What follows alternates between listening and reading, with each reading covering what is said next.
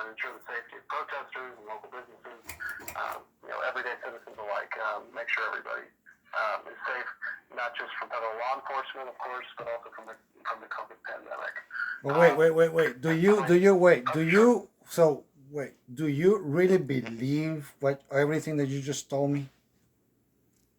You're telling me, you told me they had, they renegotiated with the governor and that he's removing certain, the feds from the courthouse in the park. But I was earlier there today and both parks are actually closed and full of police. And it seems to me that that's more like complying with the feds so the Portland Police Bureau can continue to do whatever the feds were actually doing. Right. Right. You just said right. Right. You just said right. The feds are withdrawing. No. Wait. Sorry about that, but this is my dog. Wait. You have to go out. I'm making a video. Go ahead. So, because, what I see is a heavy police presence. I see the Multnomah County building full of police. A lot of traffic of police going through the back door.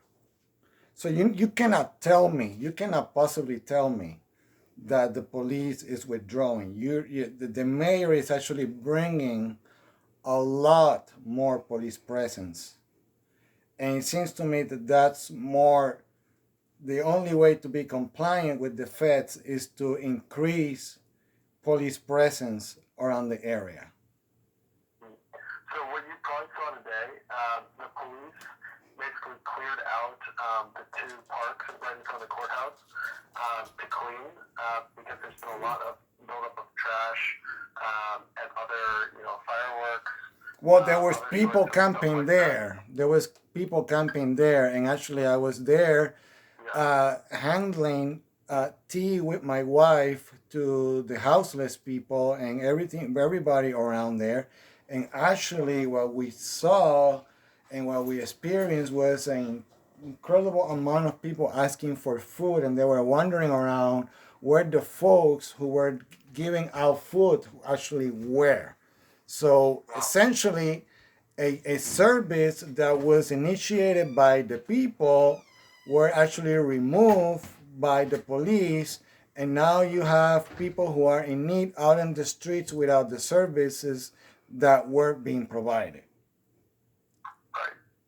Yeah. Well, I don't know. I know Ted gave a press conference today, and he said, we're getting the feds out and working with the Oregon State Police. The idea is to decrease the police presence. The Oregon State Police will be the ones managing the protests, but they will be adhering, following the guidelines that Ted and the governor have put in place. And what guidelines are those? I'm not gonna stand here and be silent and pretend that I don't hear this conversation, sir. If there's an immediate threat to life, which is not the standard that the federal agents. You know what? I can't believe we're gonna sit here and listen to you say this when we experienced it. To not antagonizing folks, not attacking folks. Wait. Who not antagonizing who? Protesters. Protesters antagonizing? Going out and, I'm sure you've seen the videos of the federal agents grabbing folks and putting them in vans or shooting them with rubber bullets. How can you be sure what we've seen? Well, actually, you tell me this, but I've been actually shot by the Portland Police Bureau. I've been shot with rubber bullets. So this is not, this is not a Fed thing. This is not only a Fed thing, because the Portland Police Bureau were doing all these things, within 50 days before the feds got into town. Right. Right. And so the mayor has given, has taken increased control over the department. Really? And given them tactical orders. Tactical orders? What kind of tactical orders? What's that? What kind of tactical orders? That includes, no use of the LRAD, the sonic machine, no use of tear gas, like I said, unless. You're not getting it, dude. You're not getting it. You're not getting it. Dude, you're not getting it. That is not he actually happening. imposed a ban on tear gas, and the Portland Police Bureau just continue using police tear gas. So how is it going to make a difference now? How is it going to really make a difference now that he's saying that there's not going to be any more tear gas? Do you really expect me to believe that? And now this conversation has gone beyond, because how did you get our number as a potential person or family that would elect this man? It should be well known and documented that this family, the Anglada family, does not support Ted Wheeler. We do not support him. So please take us off your list.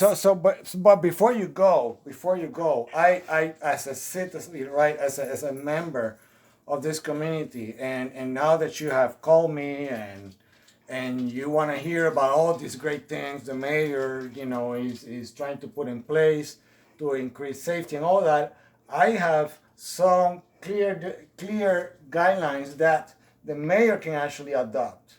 First, it can be defund the Portland Police Bureau at least by 50% just to begin. And that's actually a demand. Actually, a demand that was made initially after the protests started was to defund the police by $50 million, which is actually less than 50%. And actually, the city commissioners, nor the mayor, were actually able to put that on the table and at least hear the demands of the people. So moving forward, at least to begin, defunding the police at least by 50% would be a great start. Yeah, but fuck him. Fuck him. Reopening the Patrick Kimmons case will be another step to take. I believe that Patrick's mom was actually today in front of City Hall speaking once again, trying to get justice for her son who was killed by the Portland Police Bureau. So that would be another step that they can take.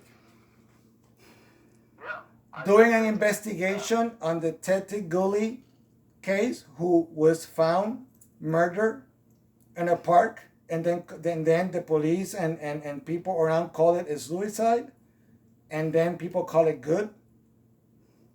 That is not, see how communities become distrustful and worry about the government and the police. And the last one, I hope that you can pass this one on to the mayor, is to please resign.